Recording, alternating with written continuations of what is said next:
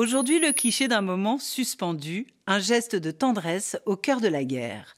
Dans une tranchée, un soldat caresse un chat. Cette photographie a été prise en Ukraine le 20 mai 2022 par un photographe de l'agence turque Anadolu. 3 semaines plus tard, elle apparaissait sur le compte Instagram du président Zelensky qui réunissait déjà 16 millions d'abonnés. Vous aurez probablement du mal à le croire, mais en réalité, ce cliché est un classique de la photo de guerre. En effet, chaque conflit sans exception amène ce type d'image, des combattants posant avec des chats. Quel est donc leur pouvoir ? Un soldat en treillis, une tranchée et un chat alangui cherchaient l'intrus. Nous sommes en Ukraine, dans le village de Yasno-Horodka, à environ 45 km à l'ouest de Kiev. Cet homme en uniforme se tient à notre hauteur, debout, l'air serein. Dans ses bras se love un chat, les yeux fermés, qui se confond presque avec la tenue camouflage. C'est lui que le soldat regarde et caresse. Là où la terre a été creusée, on distingue des racines. Derrière lui, des branchages, des tasseaux de bois, un filet de camouflage. Dans les lunettes du soldat, on peut apercevoir le reflet du clocher. Il nous indique que cette tranchée a été creusée en face de l'église du village. La visière du soldat projette une ombre sur tout son visage. Le soleil est haut. À sa montre, il est exactement 13h32. Comme en témoigne le drapeau bleu et jaune cousu sur une poche de son gilet pare-balles, le soldat est ukrainien. 2 indices nous le confirment. Son brassard jaune, d'abord. Puis, si on zoome sur la casquette, le traditionnel trident, emblème de la nation ukrainienne. Sur cette photo du même homme, prise quelques instants plus tard, l'écusson de son uniforme nous apprend qu'il appartient à la formation volontaire de la communauté territoriale de Boyarka, un village à une trentaine de kilomètres de là. C'est donc un engagé volontaire, le terrain lui est familier. La photo est apparue sur le compte Instagram du président ukrainien Volodymyr Zelensky le 10 juin 2022. Elle fait partie d'une série illustrant l'entraide et la solidarité entre Ukrainiens, likée alors par près de 300 000 personnes. La légende est traduite en anglais. Le message s'adresse donc au monde entier et partout, il fait mouche. Dans les commentaires, les abonnés louent pêle-mêle la force émotionnelle des images et la capacité de résistance des Ukrainiens. Le président Zelensky publie régulièrement des images de chiens et de chats dans la guerre. Dès le lendemain du poste présidentiel, notre photographie est reprise par Ukraine Army Cats and Dogs, chats et chiens de l'armée ukrainienne. Ce compte Twitter en anglais réunit à ce moment-là 80 000 abonnés et s'adresse à un public international. Un lien appelle même à financer l'effort de guerre ukrainien via une cagnotte. Le 20 juillet 2022, la même photo illustre un article de l'édition ukrainienne du Elle qui salue la gentillesse des militaires. Lorsqu'il a capturé cet instant, le photographe ne pouvait pas soupçonner qu'il ferait l'objet d'une telle récupération. Cette image s'est imposée alors que le photographe turc Doğukan Keskinkilich se promenait ce jour de mai à Yasno-Horodka. Le village est alors presque désert, après de violents affrontements avec l'armée russe. Il repère une tranchée où un groupe de soldats se repose, et c'est alors qu'un petit chat abandonné surgit. Il saisit l'instant, le moment est fugace, mais Keskinkilich comprend qu'il vient de faire sa photo du jour. Je suis arrivé en Ukraine, à Kiev, en mars. Notre objectif était principalement de couvrir les histoires de gens parce que nous n'avons pas pu atteindre les zones de conflit depuis Kiev. Nous sommes arrivés au village de Yasno-Horodka au matin. C'est une zone où il y a eu de nombreux affrontements au début du conflit. Nous y avons passé une journée. Juste à l'entrée du village, sur la gauche, se trouve une église. C'est là qu'ont eu lieu les principaux affrontements et que la tranchée a été creusée plus tôt, pendant la guerre, quand l'armée russe se trouvait là. Nous avons vu que l'église avait été touchée et, juste à côté, il y avait un grand panneau d'affichage sur lequel avaient été accrochées des photos des villageois qui étaient décédés. Alors qu'on commençait à filmer, photographier, des soldats en patrouille sont venus nous voir et nous ont demandé pourquoi nous filmions, où nous travaillions et ce que nous faisions. Ils nous ont dit qu'ils patrouillaient et qu'ils venaient dans cette ancienne tranchée pour se reposer. J'ai vu qu'ils étaient assis et qu'il y avait un chat avec eux. Je me suis approché. Il avait sa propre gamelle d'eau et de croquettes. Les soldats étaient assis à côté. Ils sont sortis quand ils nous ont vus et le chat a sauté dans les bras du soldat. C'est le moment que j'ai photographié.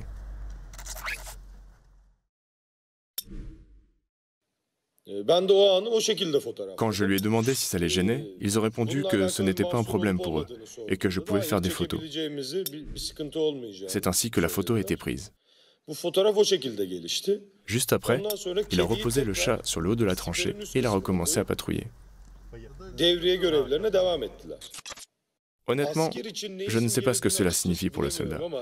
Mais si vous regardez le bonheur sur son visage, c'est comme une thérapie.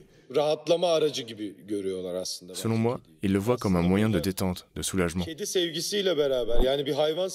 On voit ici, à travers l'amour pour les chats, ou plus généralement pour les animaux, que le soldat est en fait un être humain. Je pense qu'en fait, c'est un sentiment au-dessus de tout pour le soldat. Parce que oui, vous avez une arme, des obus, peut-être qu'une semaine avant, vous avez tué quelqu'un lors d'un affrontement, mais en réalité, vous êtes un être humain. C'est un peu ce que me fait ressentir cette photo. Quand j'ai pris cette photo, enfin après l'avoir prise, je me suis dit, voilà, c'est la photo du jour. C'est pour ça que je l'ai partagée.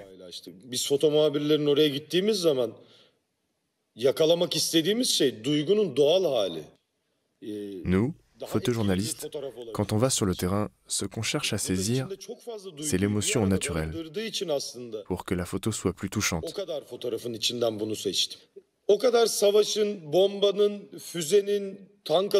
Et j'ai choisi cette photo parmi tant d'autres parce qu'elle renferme vraiment beaucoup d'émotions.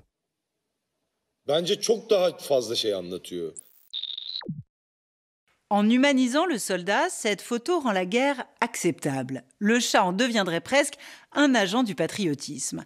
Étonnamment, ce type de cliché est récurrent depuis la Première Guerre mondiale. Éric Baratet, historien des relations entre l'homme et l'animal, analyse la portée de ce type d'image hier et aujourd'hui. Les premiers témoignages filmés ou photographiés de ces liens remontent à la Première Guerre mondiale.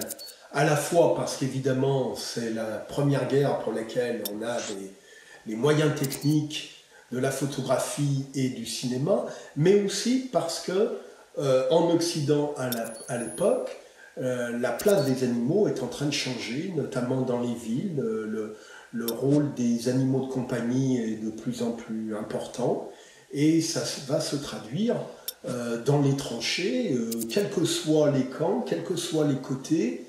Nous avons des photos, des films qui nous montrent les soldats recueillant eux aussi des chiens, des chats. Elle nous montre, cette photo aussi, une forme de très forte empathie entre les deux, entre ce chat recueilli et puis ce soldat qui finalement retrouve avec cet animal un peu de ce qu'il a quitté, c'est-à-dire la paix, la sérénité. Il n'empêche qu'évidemment, ces photos ont aussi un message à transmettre. Et elles transmettent l'idée qu'il y a finalement toute une population ukrainienne, des êtres vivants, pas simplement les humains, mais aussi tous les animaux qui s'unissent pour résister à l'adversité. Il y a là une volonté évidemment de propagande, de montrer que tout le monde est solidaire, ça renforce l'idée d'un nationalisme au bon sens du terme ukrainien, mais il y a évidemment un courant qui passe entre ce chat et ce soldat, sinon l'autre message ne porterait pas. L'autre message serait à faux s'il n'était pas basé sur une réalité affective.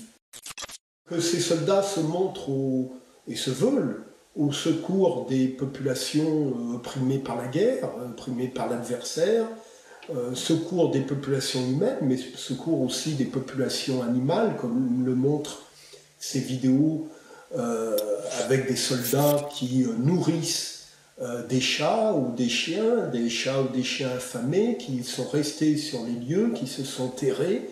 Là, évidemment, ces Ukrainiens partagent très fortement notre vision du monde animal, notre sentiment de proximité avec ces animaux-là, hein, ce qui n'était pas forcément le cas il y a 50 ans ou il y a 100 ans évidemment, ce qui n'est pas forcément le cas du côté russe, où du côté russe, la propagande officielle, la propagande d'État a martelé un autre rapport aux animaux, ne serait-ce qu'en nous montrant ou en montrant aux Russes sans cesse le président Poutine chassant, abattant des bêtes dites fauves et louant, exaltant la domination de l'humain guerrier sur la nature et sur l'animal.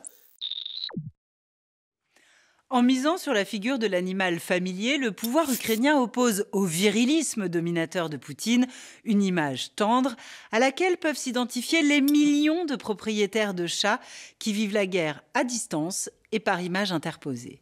Enrôlé malgré lui, le chat devient un élément de propagande. Il contribue à faire de l'Ukraine une patrie moderne et soucieuse du sort des animaux, donc aspirant à l'apaisement. Par contraste, la Russie apparaît implicitement comme un empire guerrier, brutal et sans pitié. Le dessous des images, c'est fini pour aujourd'hui. À bientôt.